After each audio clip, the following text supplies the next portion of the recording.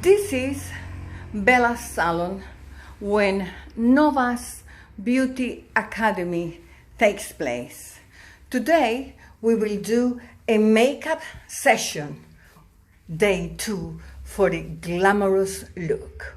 You always want to start with a clean base before you start any makeup. So regardless whether they come in with any makeup, you want to ensure it's always taken off right before you start. So luckily she doesn't have any makeup with us right now, but if she did, we would use this one. And then we wipe her face. And then after that, I usually go in with a moisturizer so I can start prepping the skin. It's important to always have moisturized skin before you start your foundation because that will really determine how your foundation ends up looking. So I just apply the cream onto the face just before I start, and this sort of preps for a while.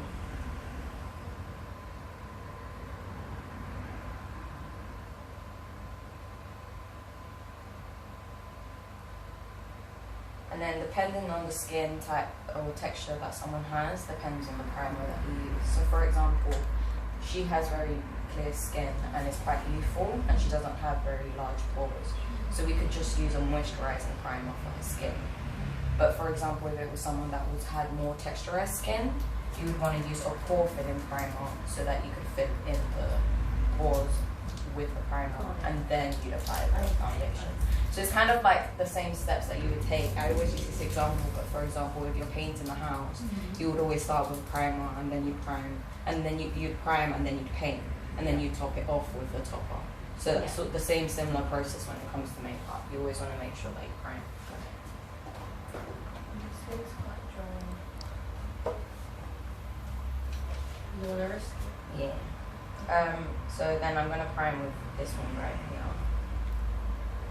And I've already worked with this primer before, so I already know how it works. But you always want to experiment with your products beforehand so that you're not left like really surprised that it doesn't work out on the client's face. So I just apply it evenly around the whole face, starting in the center and then making my way down.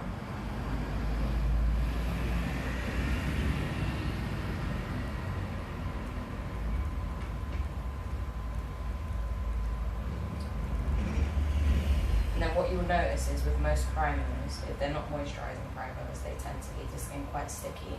And that's kind of what you're looking for in the primer. You want to make sure that it's sticky so that you can apply the foundation next.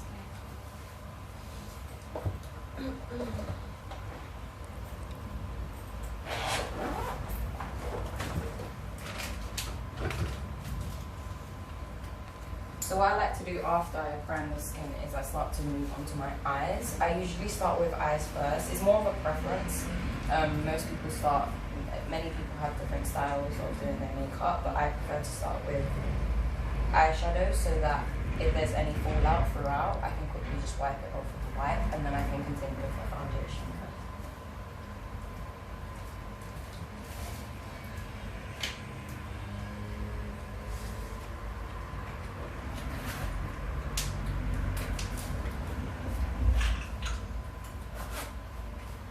So then what I like to do now is I just get some concealer and I'm going to prime the eyelids. You always want to prime the eyelids so that the eyeshadow lasts longer. Do you want to sit? No, can I come in? Yeah, for sure.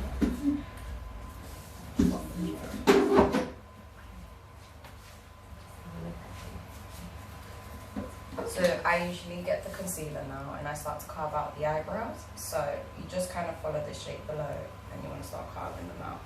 It also makes it much easier for you if you carve out the eyebrows right before the whole makeup, because then it's just really easy for you to then do the eyebrows at the end.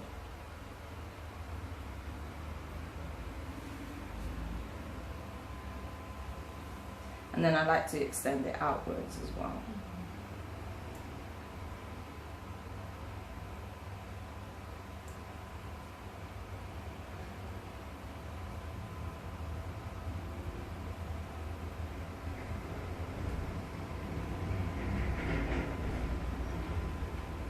So now that we've applied the foundation, just grab some of the excess from here, and I'm now going to just blend that out with the damp beauty blender. or a sponge. And you want to just do it in really small.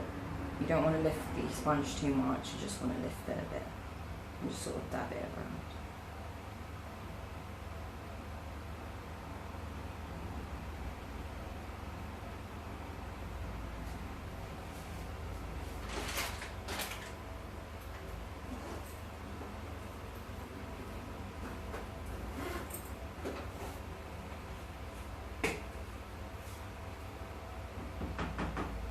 I'm just going to get a fluffy brush and I'm going to lightly set the eye that I've just primed with some translucent powder.